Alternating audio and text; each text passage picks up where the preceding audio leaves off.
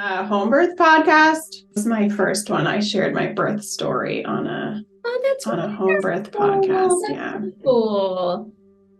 My best friend has done 2 home births. And God bless you guys. I don't know how how you do it, because I have 2. One was a C-section, one was a VBAC, and I'm pregnant with my 3rd. And I don't think I have the pain intensity tolerance to do home births. Well, I only actually delivered the 2nd at home. The 1st, which is very common, as you probably know, was a home birth transfer for, just a long labor.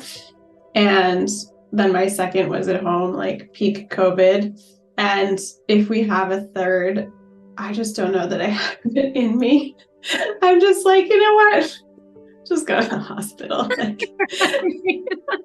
It's also a lot of logistical work. I mean, you just like the prep and all the supplies you have to get. And, it's not cheap either, unfortunately. So I might have gotten my home birth experience checked off.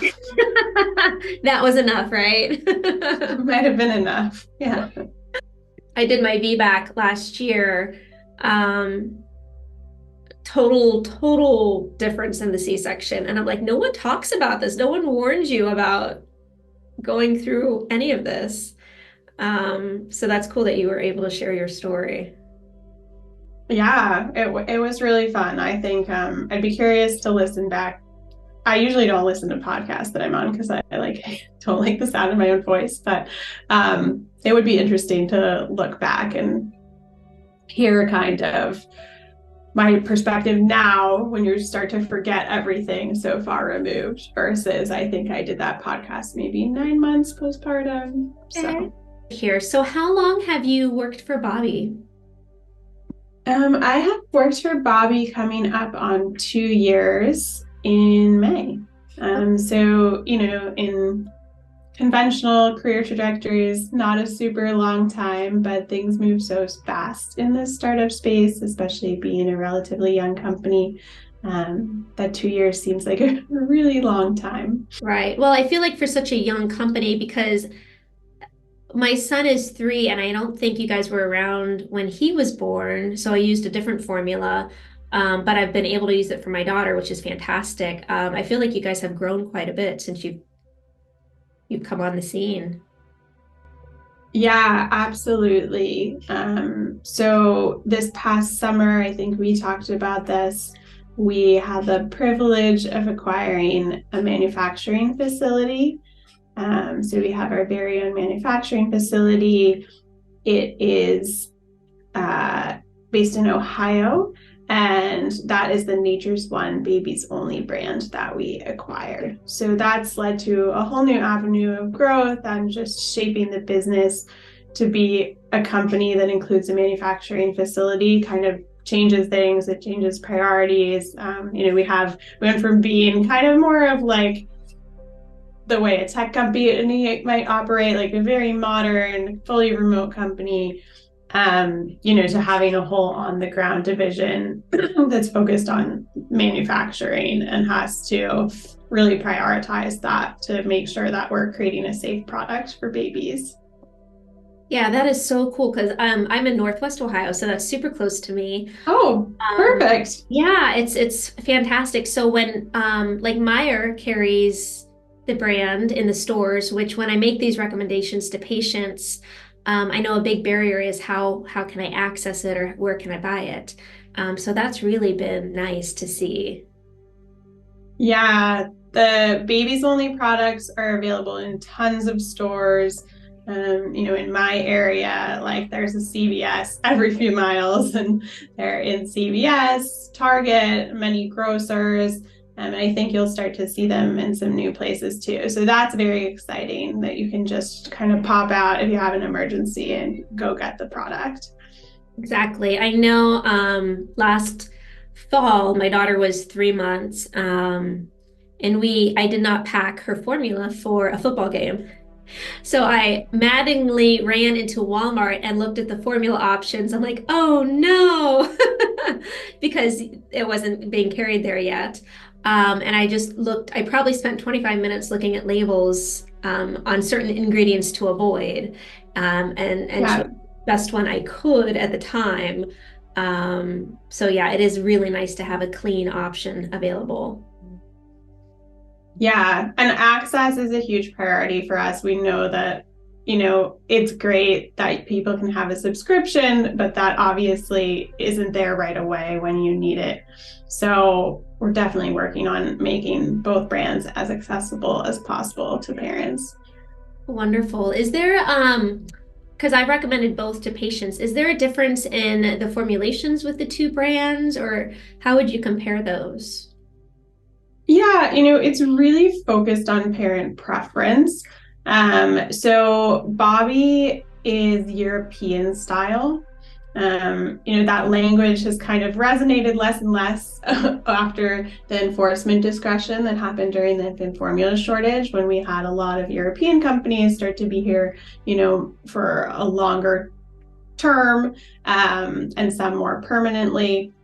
But when we say European style, what we mean is that it has iron and DHA that meets the EU guidelines. And then, of course, it also meets the FDA requirements. And then Babies Only is not meeting those EU guidelines for DHA. Some parents prefer not to have a DHA in their product for various reasons, or some parents are combo feeding, so they're getting a lot of the DHA that they need from breast milk. And then they can also just supplement with DHA if that's something that their pediatrician recommends. So that's really the main difference. Other than that, both products are organic. They don't have palm oil or corn syrup or maltodextrin, and they're both 100% lactose based. So that means that the primary carbohydrate source in them is lactose, which is that same sugar that is the primary carbohydrate source in breast milk. Yeah, I really appreciate that when I was looking for a formula for my children, not having that palm oil, because as you well know, that has been shown to leach calcium from bones. And there's so many other side effects from those ingredients. So yeah, I really appreciate the cleanliness of your products.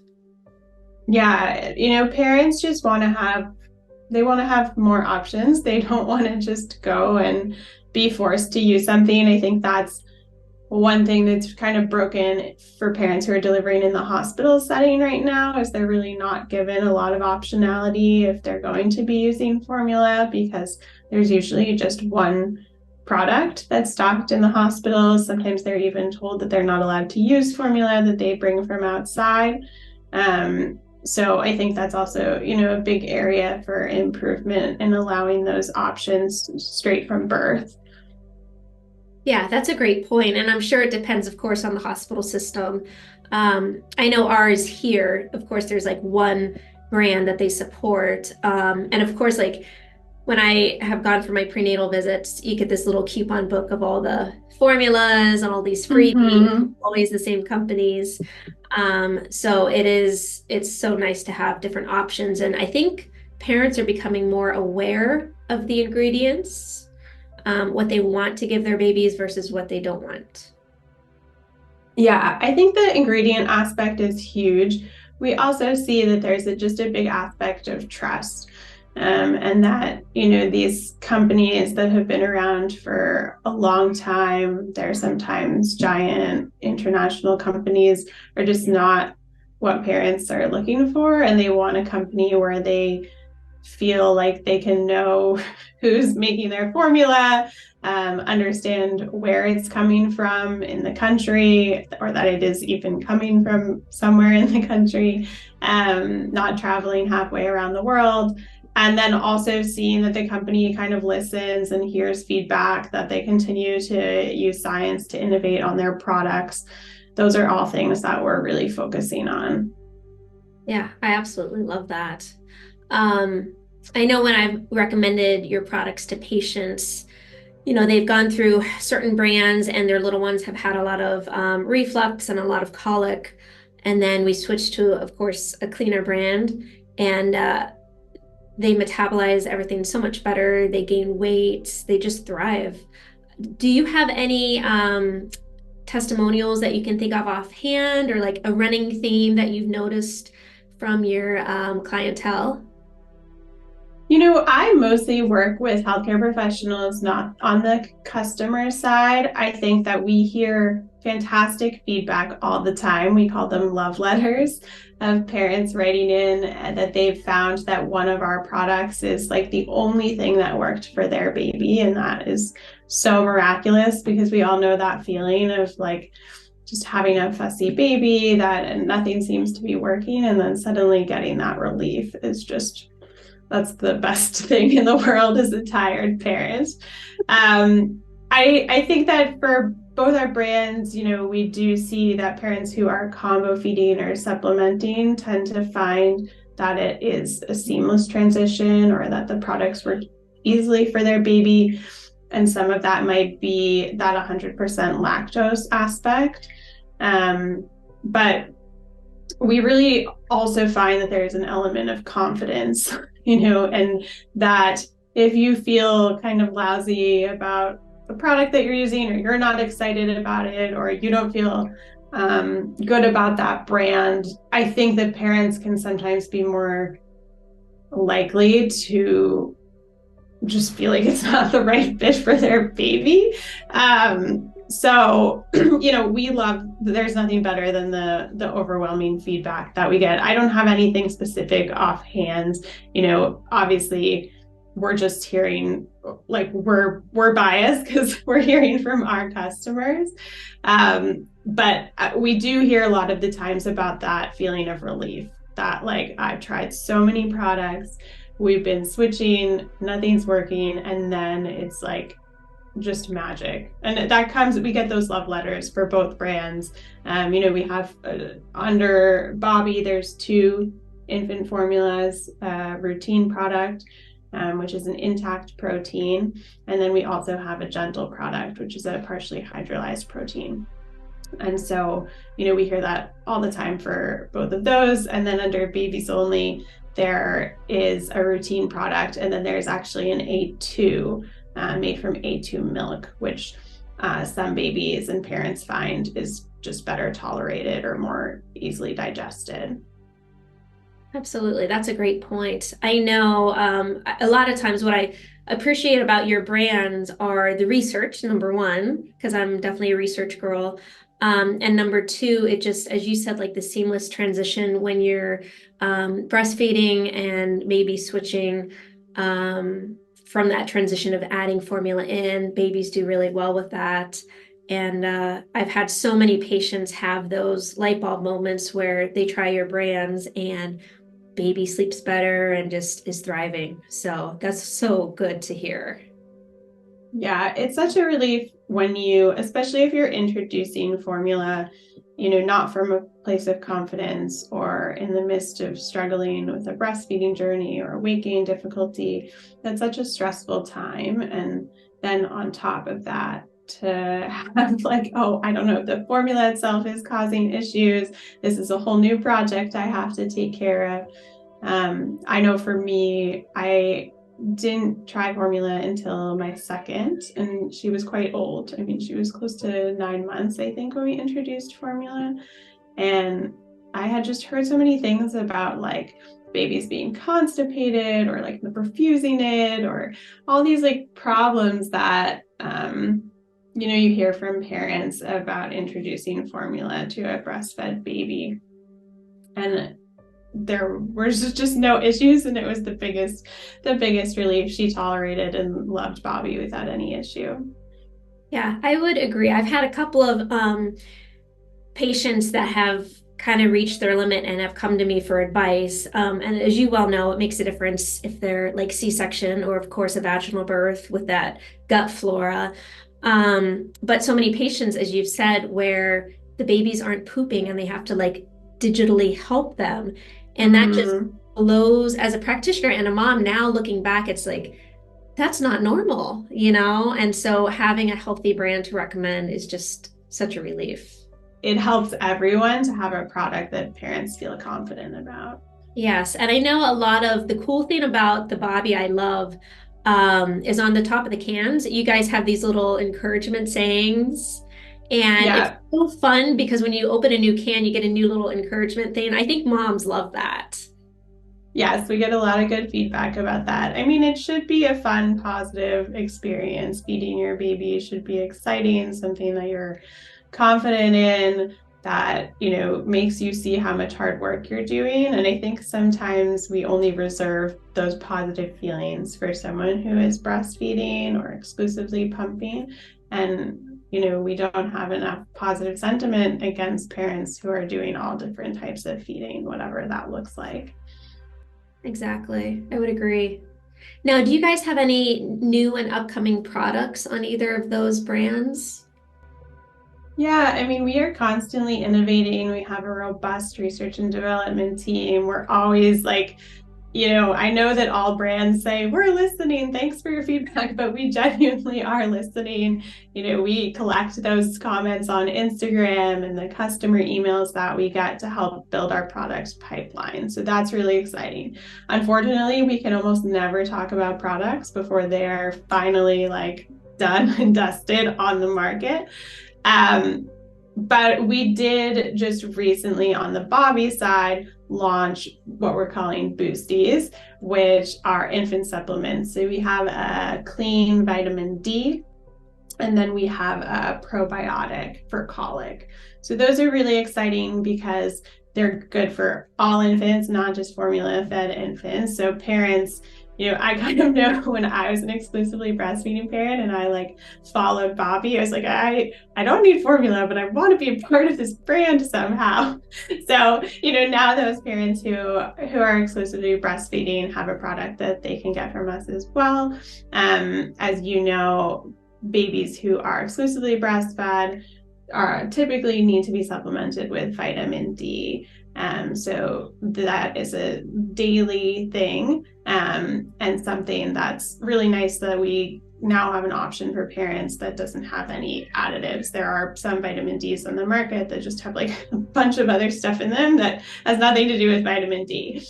So that's really nice. And then, the probiotic is an evidence-based strain for colic or, infant gut issues, digestion, fussy babies, that sort of thing. So, we have seen really positive feedback about that so far. I can't share the data yet, but just some customer sentiment has been really positive about that for babies.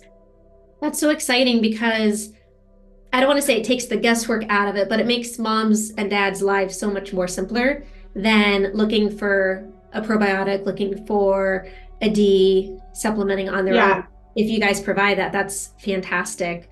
And yeah, I would agree. I feel like all babies need good gut flora because whether it's a VBAC or a C-section, um, they might get antibiotics or medications, and that can affect everything.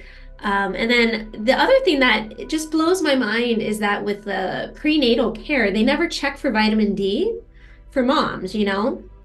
So if mom is yeah. low, of course, baby's going to be low. So that's a no-brainer to me.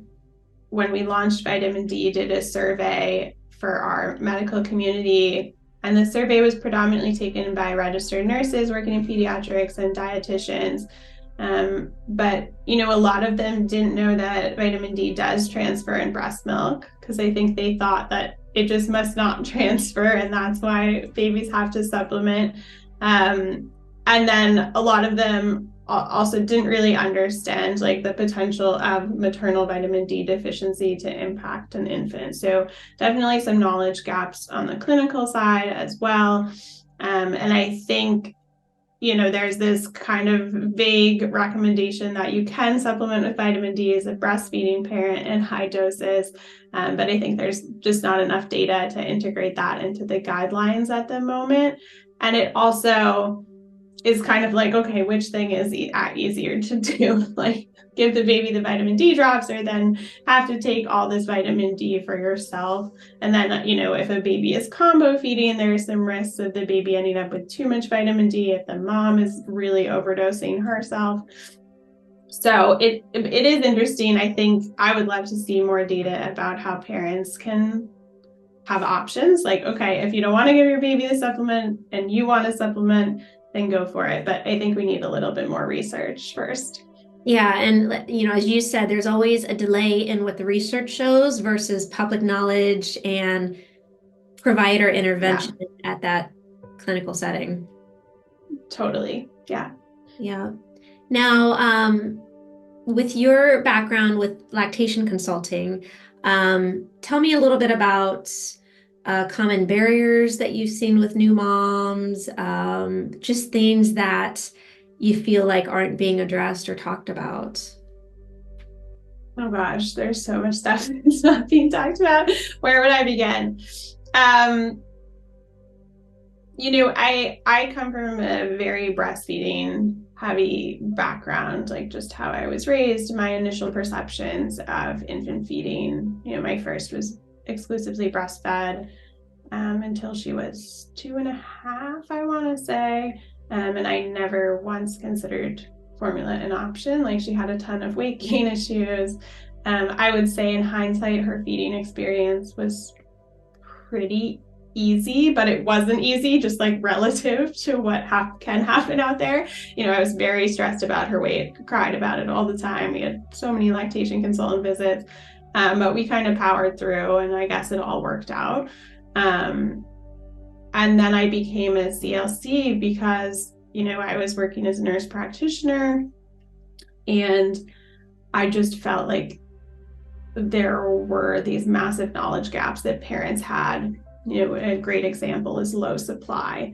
Like, parents are often very nervous that they have a low supply, and sometimes they don't. It's just that they're anxious about it. They don't understand how to interpret feeding cues or signs that a baby's getting enough milk.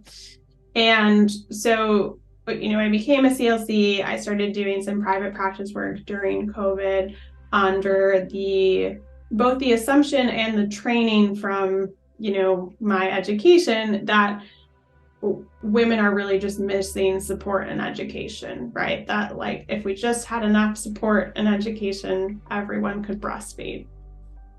And I started working with parents, and I did have some parents where that was the case, but I also quickly realized that there were a lot of people where that wasn't the case. These were, like, directors at biotech companies with the best lactation consultants in the world, with, previous babies that had breastfed, and there was just something going on that they couldn't unlock, whether that is the baby had oral motor issues that weren't addressed with a revision or chiropractic or any sort of oral motor physical therapy, or they just couldn't cut their supply no matter how much they pumped, could just not get it where it needed to be. Like, these very real kind of medical issues that seemed a lot more pervasive than I had been educated that they were. And then just parents who it was just not the right fit. Like, they just weren't about it. Like, it was not fitting with their postpartum experience for whatever reason. So I kind of was starting to have this cognitive dissonance about my previous conceptions about feeding. And then I had my second baby, and I was like so pumped to have the most beautiful breastfeeding experience. We were talking about before we started recording that I had a home birth with her. So I was like, okay, no interventions that will mess up early bonding. I'm a CLC, I'm a second time mom. Like, I get to work from home because it's COVID. Like, this is going to be easy breezy, perfect feeding experience. I'll pump to keep my supply up and Mr. breastfeeding. And I have still to this day have no idea what was going on with her, but she could just not suck, which is in pediatrics a pretty big red flag, actually. Like, she was not able to have a suck reflex. We saw every specialist out there. I had some of the best IBCLCs probably in the country supporting me. We had a tongue tie revision. We saw PT at Boston Children's, speech therapy, chiropractic, another PT that was more like alternative health, specializing in babies and feeding.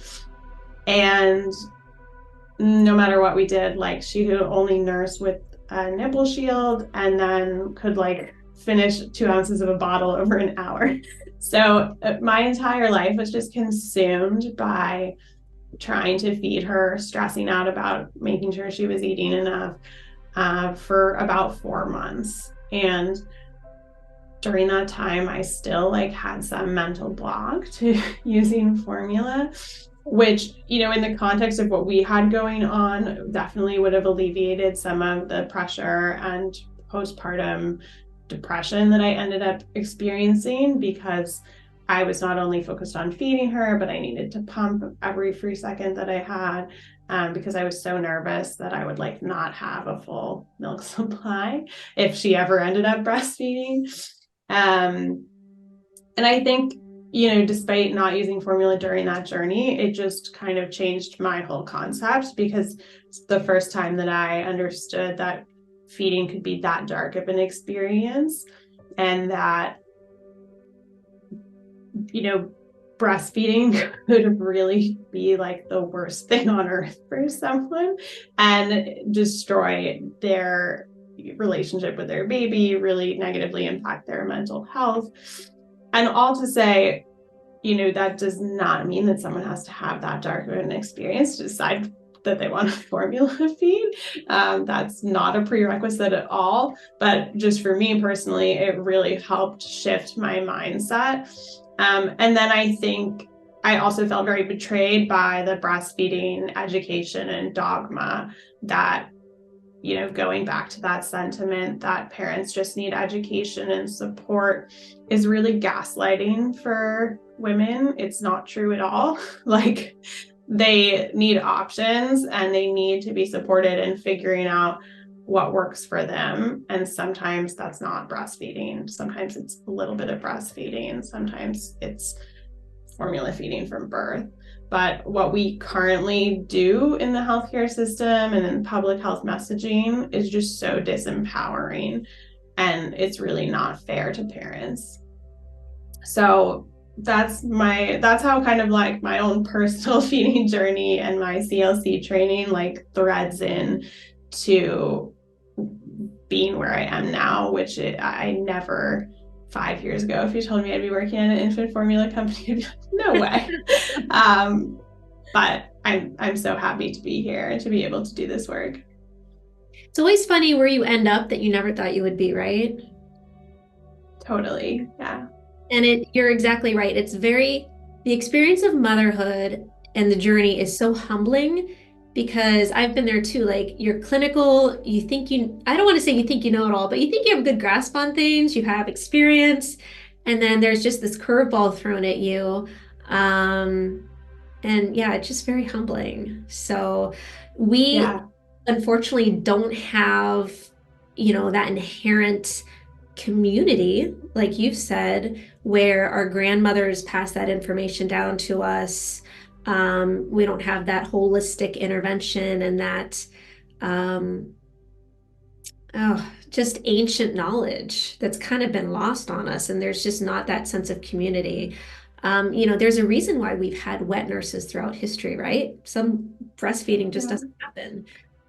So it's very nice to, especially from your perspective, have that breastfeeding experience and background, the lactation consultant, and then the formula perspective. I love that. I also think that, you know, that community piece is so true. And looking historically, sometimes some of the negative sentiment that you get in the formula space is like, well, people existed without formula for a long time. And, you know, of course, we know that babies died because of that. And it's not a good example of the epitome of a good, healthy society.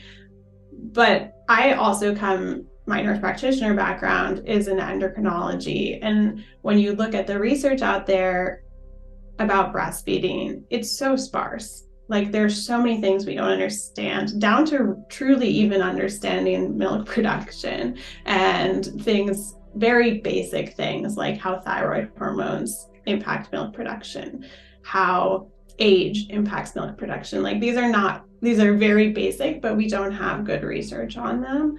And I think that those things, along with everything that exists in our environment and just how we are changing as a species, is not reflected in our understanding of breastfeeding. And we don't have really good science or recommendations to talk about these things. And so that's really unfair, because they probably do impact our feeding experiences, and the lactation community does the best job that they can to kind of educate on the sparse research that's available. But we just need to better understand breastfeeding too. If we're going to be kind of shouting in women's faces that they need to do this thing, but then there's actually like no good research around the science of it, that's very unfair. Exactly. And like you said, there's so many perspectives to think about, from, the endocrinology perspective, and just even like age. We don't talk about age. We label pregnancy geriatric or senile now if you're over 35, but we don't talk about milk production with that. So yeah, that's a great. Yeah. And when I talk to really holistic lactation providers, they're like, yes, I see that my clients that are older, whatever that may mean, and they're having their first baby, like that biologically is challenging for your body to make a robust milk supply if your first baby is at 40 plus. And no, there's no education about that. Like no one is talking to these patients about that. And I don't think we have good research to support that either. That's just anecdotally what they see in their clinical practice. Yeah, that's a great point. I'm hoping that there's research being conducted on that.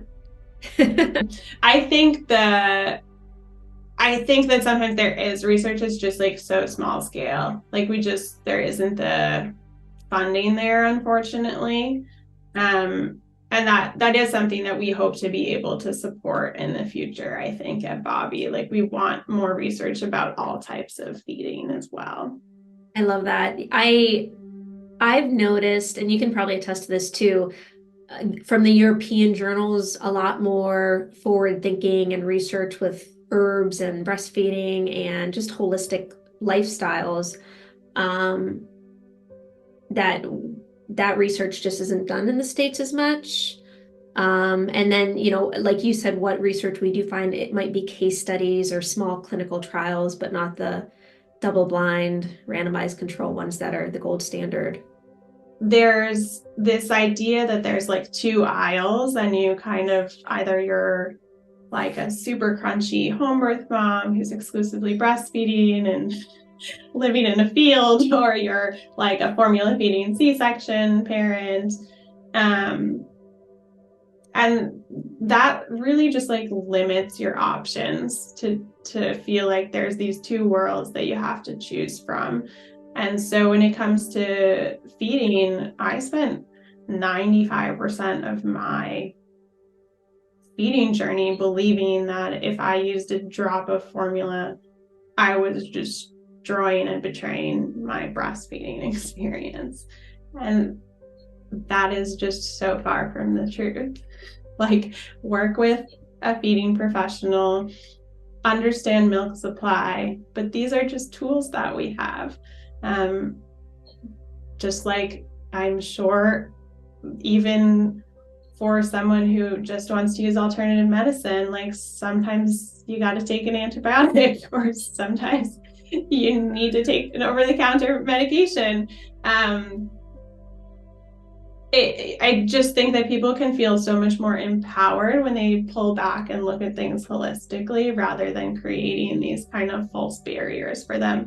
And I would say the same thing to, some parents who start using formula and feel like, well, my breastfeeding journey is over, and are really sad about that and don't want that to be the case. I think sometimes that happens prematurely, because we create these two paths and they think like, well, I started using formula, so that's it. When really, like, there are plenty of other options, whether it's just nursing that baby at night if that's what they want, or finding a way to combo feed that meets their goals and needs. So I think just really emphasizing that it's a spectrum and people can feel empowered that they get to choose where they lie on that spectrum. Yeah, that's such a great point. So our mantra kind of the podcast and our brand is good, better, best, right? There's always options, there's always variability. And it's just important, I think, to consider the experience and the individual with the approach. Like you said, Yeah. kind of letting go of these pressures that society has put on us, one extreme or another. Yeah. Yeah. I mean, I think that it's taught me a lot about my own health as well. Like, I existed in a kind of functional medicine space for a long time, and the experience I've had with being a parent and feeding and birth has taught me that, it's actually not good for me to be so restrictive about what I consume, or to be so paranoid about every single product that's in my home. Like, there's what's best for me. I love that you use that good, better, best. I think that spectrum is different than what people might think. Like, it's what's best is what actually makes you mentally feel your best, what makes you happiest. And sometimes that's not going to be like what you would think of as best from a conventional recommendation or health perspective. Exactly. Well, thank you so much for joining us today. You've shared Yeah. so much knowledge, and I'm sure our listeners have just soaked it up, and you've given so much guidance with both brands, of course, and then your background with the CLC. And where can our listeners find your products if they're interested? Yeah, so for customers who want to purchase the products, they can go to hibobbi.com. And then there's also babies only products. That is, I believe, babiesonly.com. Yeah, babiesonly.com.